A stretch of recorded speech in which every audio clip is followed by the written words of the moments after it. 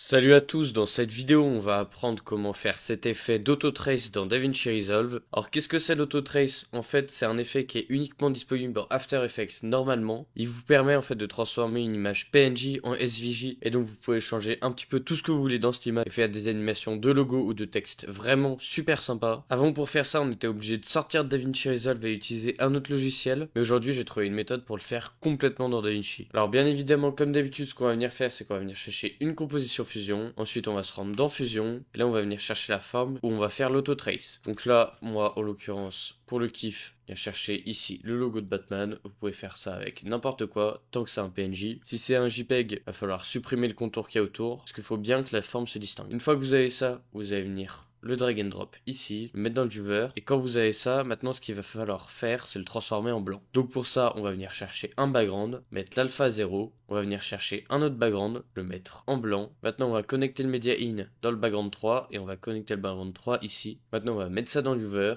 on va venir chercher un media out. Une fois qu'on a ça, c'est parfait, on a le setup pour pouvoir le faire, mais il va falloir qu'on fasse une chose avant. On va devoir venir l'installer dans Reactor, parce que oui, c'est un effet qui est uniquement disponible dans Reactor. Si vous savez pas ce que c'est Reactor, allez voir ma vidéo sur comment installer Reactor sur DaVinci Resolve. Donc une fois que vous l'avez installé, vous allez dans Espace de travail, Script, ensuite Reactor, Open Reactor. Là, ça va prendre un petit peu de temps pour se lancer. Une fois que ça s'est lancé, ici, vous allez venir chercher Vector Snap Caption. Vous voyez, moi, il est installé juste ici. Donc vous l'installez, non, vous fermez ça et vous redémarrez Fusion. Normalement, il ne devra pas être disponible directement, donc vous serez obligé de le redémarrer. Une fois que vous êtes sûr qu'il est bien installé, vous allez faire clic droit sur votre viewer. Vous allez venir faire Save Image. Maintenant, vous allez lui donner le nom que vous voulez, peu importe. Une fois que c'est bon, vous avez bien enregistré votre image à un endroit où vous savez qu'elle se trouve. Vous allez venir supprimer ces nœuds-là et vous allez importer l'image que vous venez de créer. Moi, mon image, elle est juste là. Donc, vous voyez pourquoi on l'a mise en blanc, c'est pour que ça soit très bien démarqué du background. Donc, une fois qu'on a ça, on va venir prendre ce nœud-là. On va aller dans Espace de travail, Script, Andrew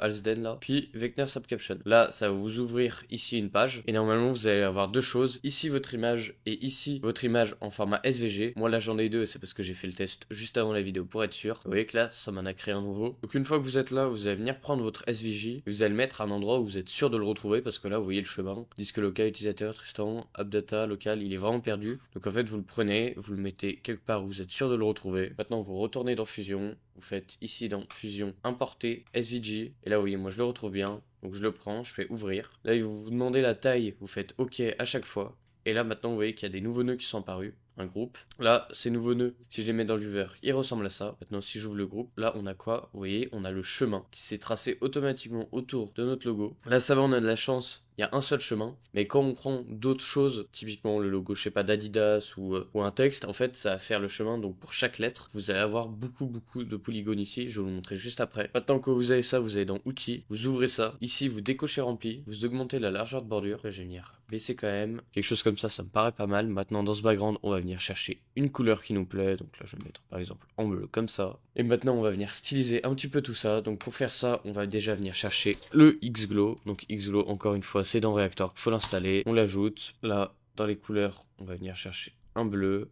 Je vais augmenter le gain énormément pour que ça soit vraiment très puissant. Parfait, maintenant je vais venir chercher juste de quoi augmenter sa taille. Aussi je vais venir faire une animation pour que ça apparaisse de façon très stylée. Donc pour faire ça déjà je vais venir chercher un rectangle et je vais venir masquer le glow. Venir faire en sorte comme ça vous voyez que le glow ne masque plus. Changer l'angle, un petit peu les bords flous comme ça ici, ça se voit pas trop. Maintenant c'est très stylé quand on joue avec l'angle ici parce que le glow il va suivre, sauf que le problème c'est que là on voit les parties sans glow. Donc pour que ça soit vraiment très clean on va venir prendre un background, mettre l'alpha à 0, connecter ça à la suite, faire CTRL T et maintenant on va dire prendre ce rectangle, faire CTRL C, CTRL Shift V et le connecter ici. Comme ça, vous voyez, ça masque. Et en fait, quand on va venir tourner comme ça va nous faire un petit logo reveal. Plutôt sympa. Là, peut-être que c'est pas assez grand, donc on peut augmenter ici ces deux paramètres, ça le baisser peut-être, augmenter encore les bords flous. Et en fait, vous voyez, faire un logo reveal comme ça. Là, ma résolution est en quart et à cause du Xglow, ça bug pas mal, mais je vous promets que c'est stylé. On peut même ajouter encore plus de glow là si on souhaite. Donc, si vous voulez aller plus loin et apprendre à monter comme Iman Gadzi, Magnette Media, Dali, tous les gros noms du montage actuel, le meilleur moyen c'est de rejoindre le serveur Discord qui se trouve dans la description. Dans ce Discord, je donne 3 cours par semaine, que ce soit pour un niveau débutant, intermédiaire ou avancé. Actuellement, dans ce Discord, il y a deux types d'abonnements. Celui à 30 € par mois, vous avez uniquement accès aux cours, et celui à 55 € par mois, vous avez accès à tout le Discord. C'est-à-dire que vous pouvez venir en vocal avec moi si jamais vous avez un problème sur DaVinci. Vous avez accès à tous les packs, templates, macros, les offres job, bref, énormément de choses. Donc si vous êtes intéressé, le lien est dans la description. Et sinon, à bientôt.